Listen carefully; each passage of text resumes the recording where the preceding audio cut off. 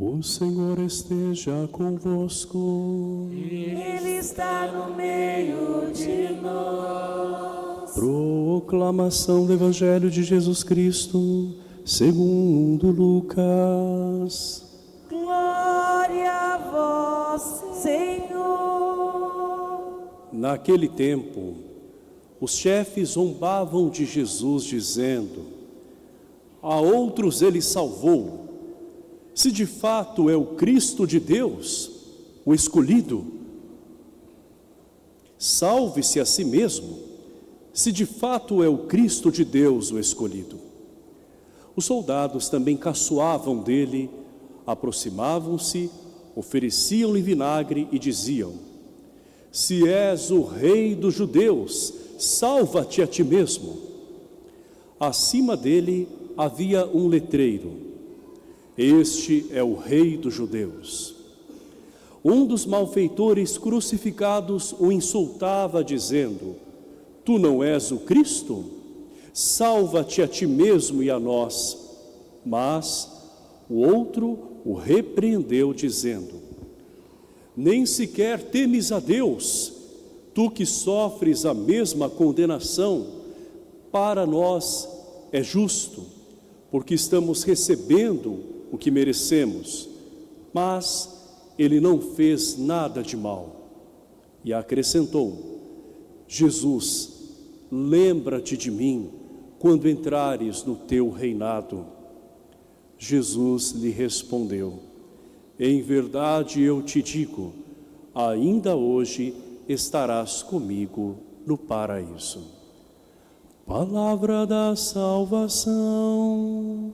Glória a vós, Senhor. Que as palavras do Santo Evangelho perdoem os nossos pecados.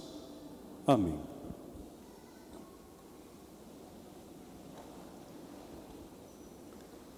Querido povo de Deus, amadas crianças e pré-adolescentes, que hoje participam deste banquete, se aproximando da mesa do Senhor. Proclamamos hoje Jesus, Rei do Universo. Além de ser Rei da nossa vida, Ele também é Rei de todas as coisas que existem. E não só nesta terra, mas em todo o universo. Então é o amor de Deus que tudo criou para nós e para que nós também cuidássemos desta obra, de maneira que nós reconhecêssemos a sua grandeza, a sua soberania, e que nós também humildemente pudéssemos servi-lo, servindo uns aos outros. Vocês hoje vão receber esse Deus grandioso, mas que ao mesmo tempo se fez tão pequeno para passar pela nossa boca e assim entrar no nosso coração e permanecer dentro de nós. É a humildade de um Deus que é rei e ao mesmo tempo é servidor. É por isso que o Evangelho de hoje nos apresenta Jesus no alto da cruz. O Evangelho nos leva para a cena do Calvário, onde Jesus, de braços abertos, reina sobre toda a humanidade por meio do seu amor, que é inesgotável. No lugar de um trono suntuoso, nós vemos uma cruz. Em vez de uma coroa, como nós conhecemos nos livros de história e nas imagens da internet, bem como nas séries, ao invés desta coroa majestosa, Jesus está com uma coroa de espinhos. Por conta do deboche daqueles que queriam eliminá-lo, mas também porque ele abraça esse amor por nós até o fim. Então ele aceita livremente, sem reservas, se dar a nós.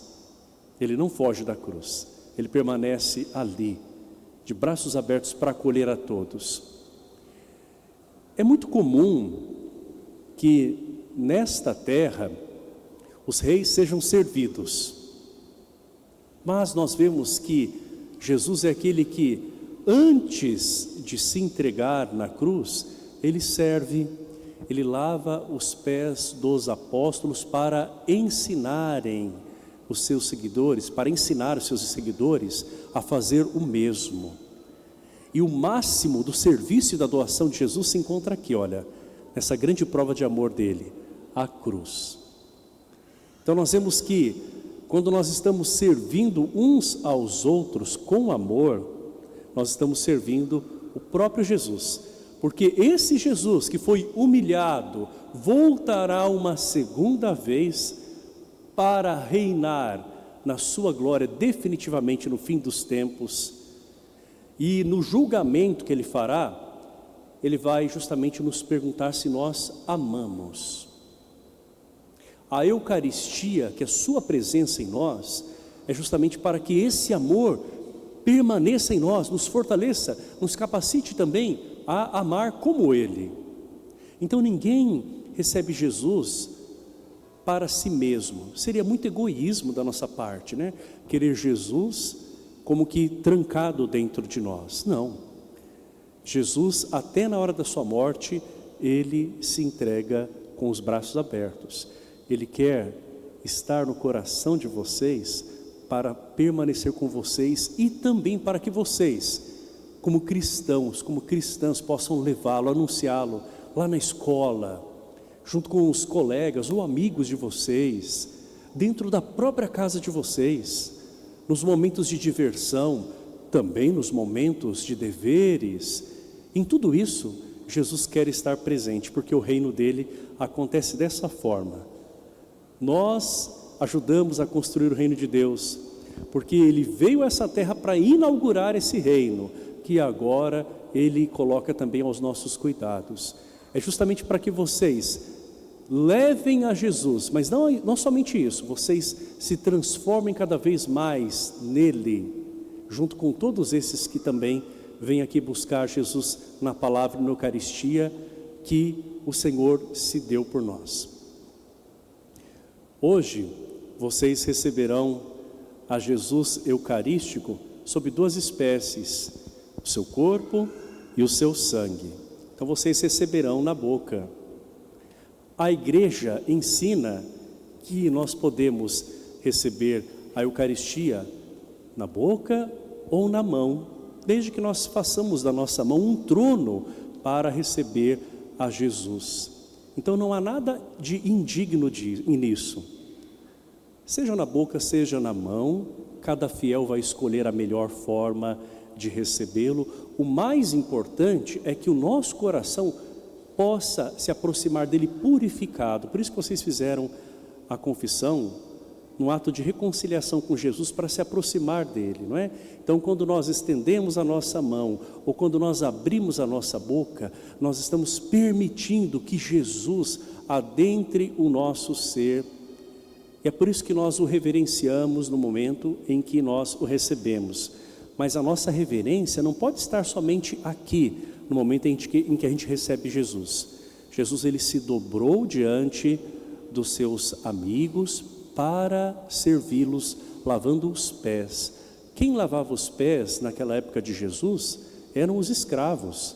E ele, sendo o Senhor e Mestre, fez isso para que nós também percebêssemos que a Eucaristia deve fazer com que nós tenhamos o desejo de transformar também esse mundo com Jesus. E na humildade, porque se nós agimos na humildade, nós estamos sendo o oposto do inimigo de Deus, que é cheio de orgulho. Então é preciso muita humildade para reconhecer que Deus, na sua supremacia, na sua soberania, vem até nós através de uma maneira tão simples, tão singela, que necessita da nossa fé para que nós possamos reconhecê-lo ali, naquela Eucaristia, Jesus feito pão e pão da vida. Cada um de nós tem uma importância muito grande no reino de Deus. Por isso que vocês receberão a primeira de muitas outras comunhões ao longo da vida de vocês. E para isso é preciso continuar caminhando com Jesus.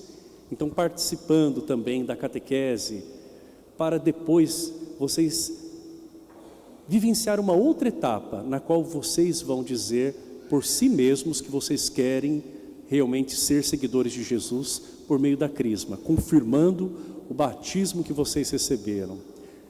E depois, não vamos pensar que isso se acaba, pelo contrário, daí cada um de vocês, dentro de novas etapas da vida, nos estudos ou no trabalho, em outras realidades que virão, que farão parte também do dia a dia de vocês, vocês serão chamados a continuarem aqui se alimentando da mesa do Senhor para levá-lo ao mundo. Os ministros extraordinários da Eucaristia, que são aqueles que acompanham o padre, que é o ministro ordinário, e aqui o ministro ordinário quer dizer, não é aquele que é o primeiro, digamos assim, de forma muito simples. Esses ministros estão aqui para, como povo de Deus, leigos, também levarem Jesus na Eucaristia para as pessoas.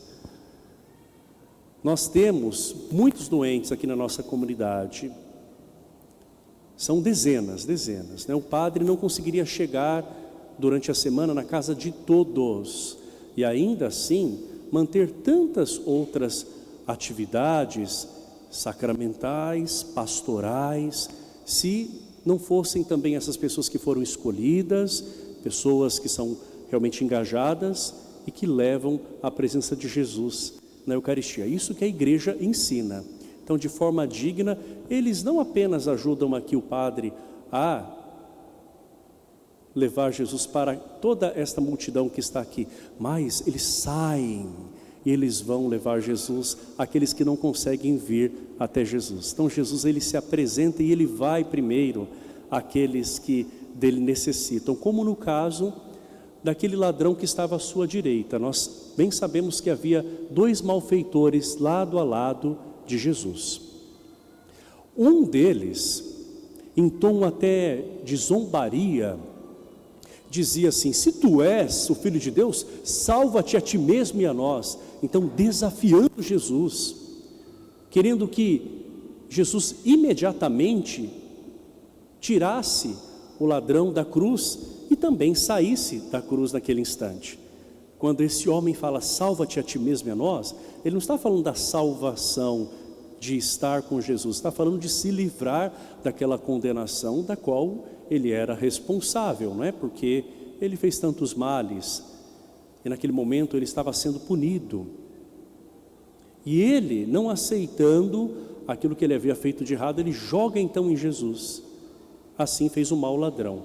Por outro lado, o bom ladrão é aquele que não exige de Jesus o que ele deve fazer, como se Jesus tivesse que agir imediatamente. Ele faz um pedido humilde: Senhor, lembra-te de mim quando entrares no teu reino. Nesse momento ele está dizendo que Jesus é rei, e é por isso que o evangelho de hoje mostra a realeza de Jesus no alto da cruz. Aquele homem rezou verdadeiramente, e aquele homem ouviu a promessa de Jesus: ainda hoje estarás comigo no paraíso.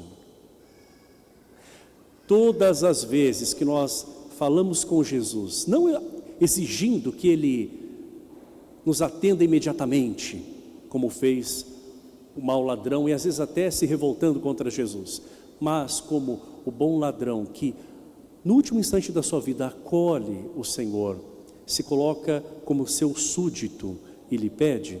Toda vez que nós fazemos isso, nós estamos abrindo o paraíso para a nossa vida. Na verdade, Jesus, ele já abriu a porta do paraíso, mas nós também estamos permitindo que Ele abra ainda mais a salvação a nós, porque nós abrimos o nosso coração. Então saibam, Jesus será sempre o mesmo na Eucaristia. Ele não vai deixar de ser Jesus eucarístico por nada, no momento em que, no sacrifício da cruz, aqui celebrado na Santa Missa, Ele se dá. Ele é sempre o mesmo, Ele não muda. Nós que precisamos mudar. E quando você recebe Jesus na Eucaristia, sem estar com o coração preparado, então estar com o teu coração ali cheio de mágoas, ressentimentos, ódios, ou de pecados, de vícios, de rivalidades, não é? De frieza, ou com tantos outros obstáculos. Se você recebe Jesus, continua sendo Jesus ali dentro. Só que a graça dele acaba não acontecendo, o efeito da graça não acontece, porque faltou que nós abríssemos de fato o coração, nos arrependendo como o bom ladrão, para experimentar o paraíso. Jesus prometeu o paraíso para aquele homem que se abriu a ele. E Jesus traz o paraíso a cada um de nós quando nós recebemos o Senhor dignamente, com o nosso coração preparado, também com a nossa postura de fé, com o nosso testemunho e dispostos, depois de recebê-lo, de levá-lo também para tantas pessoas. Vocês vão levar Jesus de uma outra maneira, como um sacrário vivo. Nós temos aqui um sacrário maravilhoso, digno da realeza de Jesus, onde as pessoas vêm rezar e onde vocês, depois da confissão, vieram fazer a oração de vocês de agradecimento, de súplica, de entrega. Há em cada coração um sacrário, ainda mais bonito do que este, é o coração de cada pessoa que o recebe e que quer servi-lo construindo o seu reino. Que vocês façam essa experiência, meu irmão e minha irmã. Eu dizia para vocês que participaram das missas, e alguns vão começar a participar mais ainda, não é? Agora com mais compromisso ainda. Eu dizia que agora vocês vão participar também desta mesa sagrada. E quando a gente participa de algo que é muito sagrado, a gente se compromete ainda mais. Então sejam cada vez mais amigos de Jesus. Falem cada vez mais com Ele. Não tenham medo de falar dEle. Não tenham medo de viver aquilo que Ele viveu. Porque Ele é o Senhor de todas as coisas, que reina sobre tudo e quer reinar também na nossa vida, na nossa família, no nosso caminho e na vida de todos aqueles que nós encontrarmos. Nesse momento, eu peço que apenas